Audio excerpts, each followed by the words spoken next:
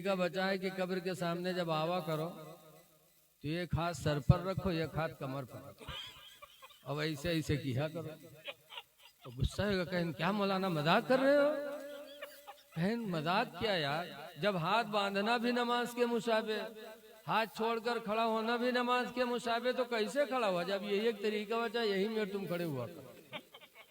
इतने बड़े बैल होते हैं, नमाज ऐसे हाथ बांध कर खड़े हो जाए, कोई रुकू सजदा ना करे, तहियात ना पढ़ो, हाथ बांध कर ऐसे कहीं खड़ा हो जाए तो क्या नमाज हो जाएगी?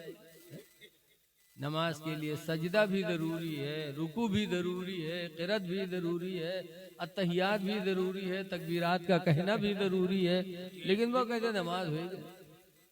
ऐ लोगों, अल्लाह वालों की कब्रों पे जाया करो। जाने से एक हमारी आपकी सोच अलग होती है। हमारी माँ बहनें कब्रों पे जाती हैं। रसूलुल्लाह सल्लल्लाहु अलैहि वसल्लम की बीवी हजरत आयशा का बयान है कि हुजूर का विसाल हुआ तो हुजूर जब रोज़े अनवर में दफन हुए तो हजरत आयशा कहती हैं कि मैं ऐसे जाती थी और हाजिरी दिया करती थी। कुछ दिनों के बाद उनके अब्बा हजरत अबू बकर सिद्दीक रज़ी अल्लाह अन्हु का इंतकाल हुआ। वो हुजूर के दाहिनी तरफ रखे गए तो हजरत आयशा कहती हैं तब भी मैं जाती थी और हाजिरी दिया करती थी। उसके बाद जब हजरत उमर फारूक आजम का इंतकाल हुआ और वो हुजूर के बाएं तरफ दफन किए गए, तब हजरत आयशा कहती हैं कि मैं जाती थी तो पर्दे के साथ जाती थी। मुझे अमीरुल मोमिनीन उमर से शर्म आती थी कि मैं बेपर्दा होकर के वहां जाऊं। तब हजरत आयशा ने पर्दा इख्तियार किया, कब्र अनवर पे जाती थी तो हिजाब के साथ जाती थी। मुसलमानों, इससे एक अकीदा सुनो कि गोया कि हजरत आयशा का अकीदा था कि अमीरुल मोमिनीन उमर कब्र में है लेकिन हमको देख रहे हैं, इसीलिए वो पर्दे से जाते। और उससे पहले उनके शौहर थे तो शौहर से पर्दा नहीं, अब्बा थे तो अब्बा से पर्दा नहीं, लेकिन जब अमीरुल मोमिनीन उमर तशरीफ ले गए तो हजरत आयशा रोज़े अनवर में जाने के समय हिजाब पहन लेती, पर्दा कर लेती। पता चला कि हम सब की माँ हजरत आयशा सिद्दीक़ा रज़ियल्लाहु अन्हा ने हम लोगों को ये जहन दिया है, हमारी माँ बहनों को, कि तुम कहीं जाओ तो हिजाब में रहो ताकि किसी की निगाहें तुम पर न पड़े। लेकिन आज नकाबों पहनी है तो कमर में यह रस्सा बंधी है, लागत है डांका डाले जा रहे। इतनी बेहया लगती हैं वो औरतें जो नकाब पहनने के बाद कमर में रस्सी बांधती, पट्टी। अरे नकाब का मतलब तुमने खत्म कर दिया। नकाब तो इसलिए इजाद हुआ था कि औरत पहन ले ताकि उसके बदन का नीचा ऊंचा हिस्सा किसी को नजर ना आए। बोलो, लिबास अल्लाह ने किस लिए दिया? ताकि हमारी तुम्हारी इज्जत को लिबास छुपा ले। और कमर में जब रस्सा बांध लिया तो बदन का हिस्सा ऊंचा नीचा सब जाहिर हो गया कि नहीं हो गया? तो जो मकसद था हिजाब का, वो मकसद हमारी माँ बहनों ने खत्म कर दिया। हिजाबो नकाबो पहने रही हैं और मुंह खोले रही हैं, गिरेबान के बटन खुले रही हैं, तब तुम नकाब काहे पहनत हो?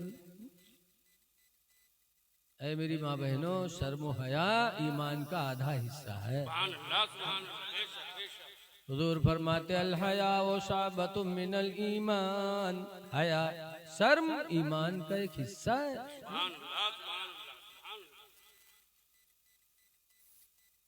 नबी करीम सल्लल्लाहु अलैहि वसल्लम एक दिन जा रहे थे, हातिम ताई की लड़की जो मुसलमान नहीं थी जा रही थी। अल्लाह के नबी ने देखा वो नंगे सर थी तो हुजूर ने बढ़ करके अपनी चादर रहमत उसके सर पे डाल दिया। जब चादर रहमत डाली तब हातिम ताई की लड़की कहती है मोहम्मद मैं इस्लाम नहीं लाई, तुम्हारी दावत को ठुकराती रही, लेकिन तुम इतने रहम दिल ठहरे कि मुझे नंगे सर देखा तो अपनी चादर रहमत अता कर दी। तब वो लड़की कहती, मोहम्मद खुदा की कसम, आपका इखलाक, आपकी रहमत से मुझे यकीन हो गया कि आपकी नबूवत भी सच्ची है, रिसालत भी सच्ची है। कलमा पढ़ी, ला इलाहा इल्लल्लाह मुहम्मदुर रसूलुल्लाह सल्लल्लाहु अलैहि वसल्लम। पता चला मेरे नबी को किसी लड़की या किसी औरत का नंगे सर रहना गवारा नहीं। और सीतापुर गए रहन तकरीर करे, वहाँ तकरीर करते रहन, मेहरुवन के मजमा अलग, मर्दन के अलग। और पता नहीं कहा मेहरुवन में बहुत बद्दू ठोरे झोंटा पकड़ा उबर कई ली। अब दोनों ठाड़ भिड़िया नहीं, उके झोंटा पकड़े, उके झोंटा पकड़े, सब छोड़ावे लेकिन नहीं छोड़ी, जलसा सब खराब है। जैसे सड़वे नहीं भिड़ी आ जाते रोड पर, चाहे जत्ता लाठी डंडा मारो लेकिन हटत नहीं है। अल्लाह जाने क्या दिमाग में। कब्र बड़ी दहशतनाक जगह है। हजरत उस्मान गनी रदी अल्लाह ताला अन्हु जो रसूलुल्लाह के दामाद हैं, तीसरे खलीफा हैं, वो जब मदीने के कब्रस्तान पे जाते थे तो रोते थे, और इतना रोते कि उनकी दाढ़ी भीग जाती आंसू।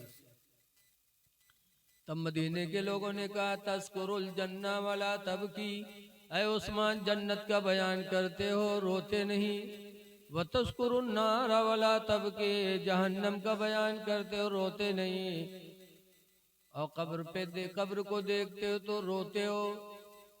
तब हजरत उस्मान गनी ने कहा था कि कब्र को देखकर क्यों न रो। मेरे नबी ने फरमाया, अल कब्र अव्वलु मंजिलुम मिन मनाजिलिल आखिरा, कि कब्र आखिरत की मंजिलों में सबसे पहली मंजिल है। इस मंजिल में इंसान कामयाब हो गया तो आखिरत की हर मंजिल इंसान के लिए आसान हो जाएगी। तो उस्मान गनी कहते हैं कि मैं कब्र को देखकर इसलिए रोता हूँ कि खुदा जाने इस आखिरत की पहली मंजिल में कामयाबी मिले कि न मिले। ये सहाबी थे जो डरते थे, और आज हम लोगों के दिल तो इतने ढीठ हो गए हैं। एक बुढ़वा रहा बीमार बहुत हो गए, लड़का होगा घेरे बैठे, अब्बा ही बात अब्बा वो बात अत्ते में बुढ़वा कहते भैया रे हम बचबई ना, तो कहें तब अब्बा, तो कहें जब हम मरबई ना तो हमरे कफन में पुरान कपड़ा दिहो। लड़को कहना अब्बा यूं कहाँ हुई पई है कि तुम हमका पैदा कियो, पाले पोसे, जवान कियो, घर गुरिया बनवाए, शादी ब्याह कियो के बाद मरियो, तुम लोग पुरान कपड़ा कफन में देवे। गाँव वाले कहा कहीं अब्बा, तो बुढ़वा कहते गाँव वाले चक्कर में पड़ के सारे हमका फंसाए दे रे तुम लोग।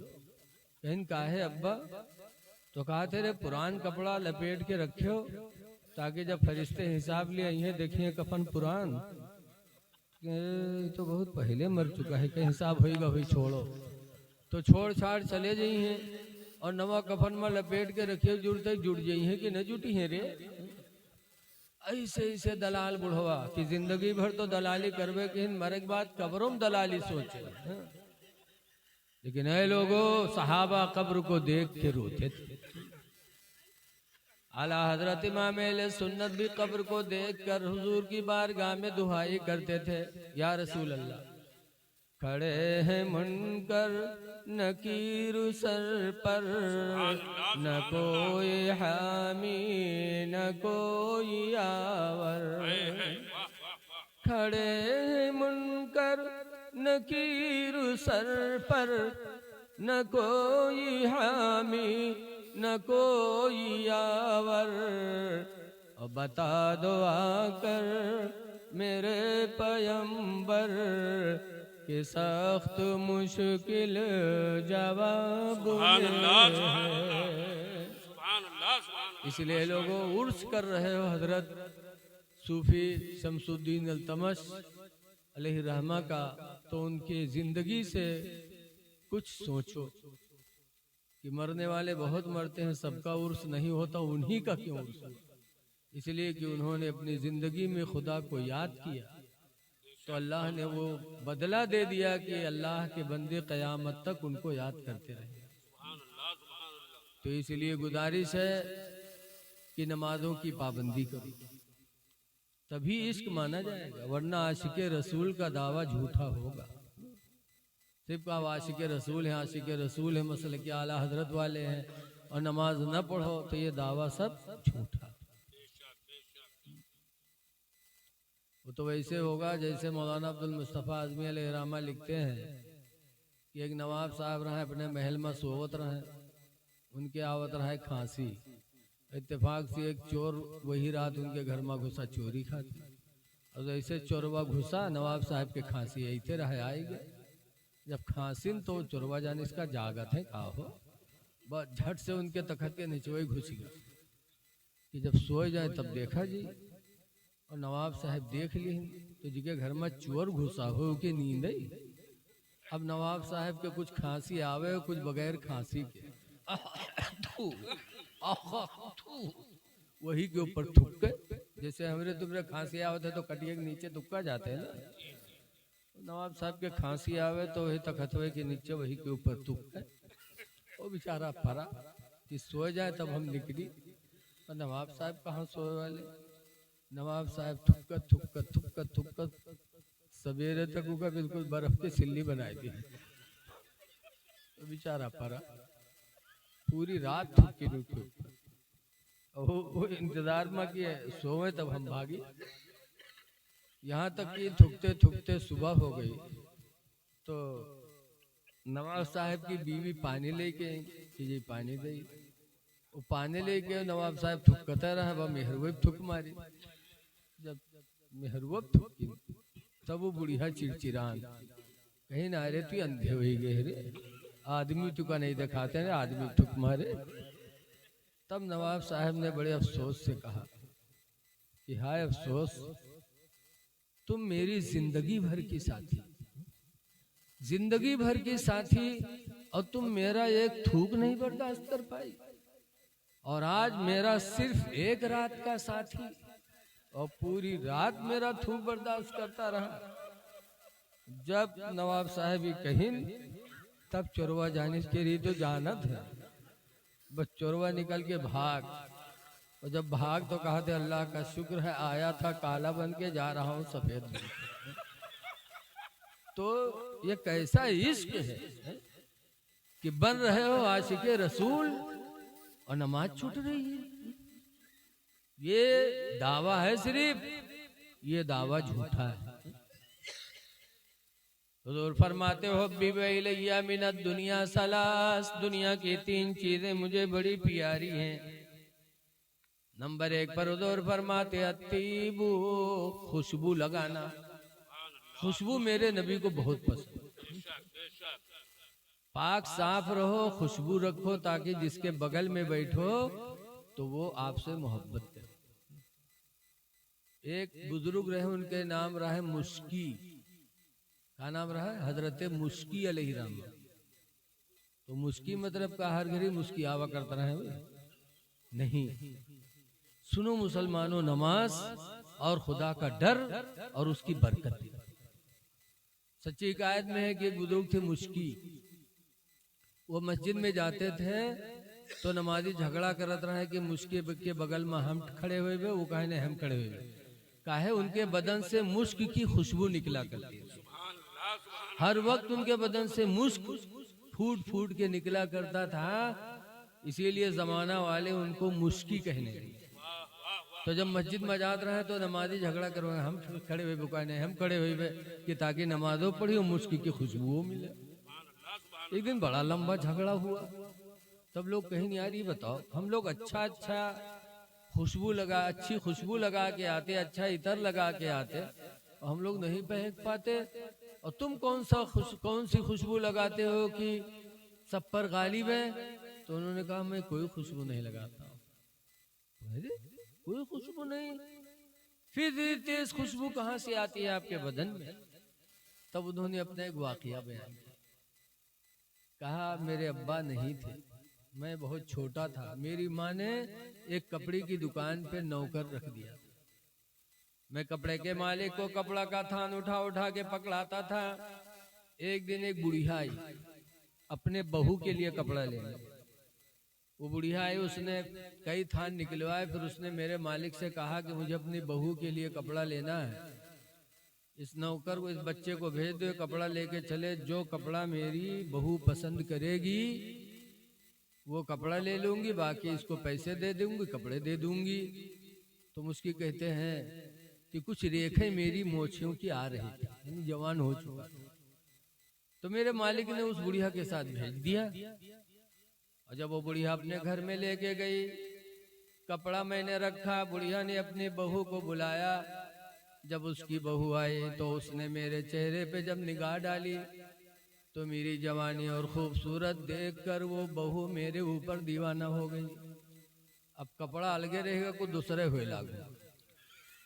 अब वो बेचारे परेशान। वो बहू कहने लगी मैं तुमसे करीब होंगी। वो कहने लगा कि अल्लाह को डरो और मुझसे दूर रहो।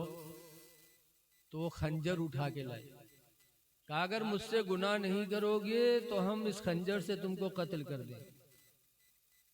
तब वो मुझकी कहते हैं कि मैंने दिल ही दिल में अल्लाह की बारगाह में फरियाद की कि अल्लाह जान बचाना भी जरूरी है और गुनाह से अपने आप को बचाना भी जरूरी है। या अल्लाह तू कदर मुतलक है, कोई रास्ता पैदा कर दे कि मेरी जान भी बच जाए और मैं गुनाह से भी बच जाऊं। और जब बंदा दिल से अपने रब को याद करता है तो अल्लाह अपने बंदे के लिए कोई ना कोई रास्ता निकालता है। अल्लाह का वादा है कुरान करीम में, मय्यत्तकिल्लाह, जो अल्लाह से डरेगा यजअल लहू मखरजा, अल्लाह उसके निकलने का कोई ना कोई रास्ता बनाएगा। दिल में कहा परवरदिगार जान बचाना भी जरूरी है, इज्जत और गुनाह से बचना भी जरूरी है, मेरे मालिको मौला कोई रास्ता निकाल दे। तो कुछ इनके समझ में नहीं आवा तो पतोहिवा से कहने के कहीं भाई बहन मुझे पैखाना बहुत तेज लगा है, मुझे पैखाना कर लेने दो, फिर जो तुम चाहे ना मैं तुम्हारे साथ राजी हो जाऊंगा। तो एक नौकरानी उके रहा, बड़े घर की पतोहिया रहा, तो ये लड़की का पठा इसके ले जाओ का लेटरिंग में है और बाहर रहो जैसे निकरी का फिर पकड़ ला। ये बेचारे गए लेटरिंग में। अब लेटरिंग कर रहे हैं और सोच रहे हैं कि कैसे गुनाह से बचूं। और बाहर बिटिया खड़ी है कि निकले तो पकड़ के ले गई। मुश्किल फरमाते हैं कि लेटरिंग में बैठा पैखाना कर रहा था और सोच रहा था कि कैसे बचूं। फिर कहते मेरे दिल ने मुझे झिझोड़ा कि मुश्किल अगर तू खूबसूरत न होता तो आज तुझे गुनाह की दावत न मिलती। बोलो कोनो काना हो तो हाथ की मिल लो या लंगड़ा हो तो मिला। कहने लगे कि मुश्किल आज तेरी खूबसूरती ने तुझे गुनाह की दावत दी है, आज अगर तू खूबसूरत न होता तो औरत गुनाह की दावत न देती। तो मुश्किल फरमाते जो पैखाना मैंने किया था वही पैखाना उठा के मैंने चेहरे पे लगा लिया, बदन पे लगा लिया कि हाय अफसोस आज अगर ये चेहरा खूबसूरत न होता तो मुझे गुनाह की दावत न मिलती। पैखाना जब चेहरे पे लगाया, बदन पे लगाया, बाहर निकले। जब बाहर निकले तो वो लड़की जो पकड़ने के लिए खड़ी थी देखी तो चिल्ला के भगी। तो यह बोली को कहा बात कहीं नहीं, पागल हो, पागल सिर्री है, देखो इसका पैखाना की जगह मुंह पर लगाया। वो रतिया देखी भगा भगा इसका भगा, दरवाजा फट से बंद किया, धक्का दिया। बेचारे आए घर पे, नहाए, कपड़ा धुले, चेहरे को साफ किया, बदन साफ किया और 2 रकात नमाज़े शुक्राना की पढ़ी के परवरदिगार तेरा शुक्र है कि तूने जान भी बचा लिया, गुनाह से भी बचा लिया। नारे तकबीर, नारे रिसालत, मसलके आला हज़रत, उलमाए अहले सुन्नत। वाह वाह वाह, जिंदाबाद 2 रकात नमाज शुक्राना की पढ़ के वो मुस्की सोए। जब सोए तो ख्वाब में एक नूरानी चेहरे वाला फरिश्ता आया और उसने कहा अल्लाह के बंदे तूने अल्लाह को राजी करने के लिए अपने को गंदा किया, अल्लाह ने भेजा है कि जाके कह दो कि जब तक वो जिंदा रहेगा, मैं अपने इज्जत व जलाल की कसम खाता हूँ, जब तक वो जिंदा रहेगा मैं उसके बदन से मुश्क की खुशबू पैदा करता रहूंगा। सुभान अल्लाह, सुभान अल्लाह, अल्लाहु अकबर, या रसूल अल्लाह, जिंदाबाद। तभी से वो महकते रहे। पता चला कि जब नीयत अच्छी होती है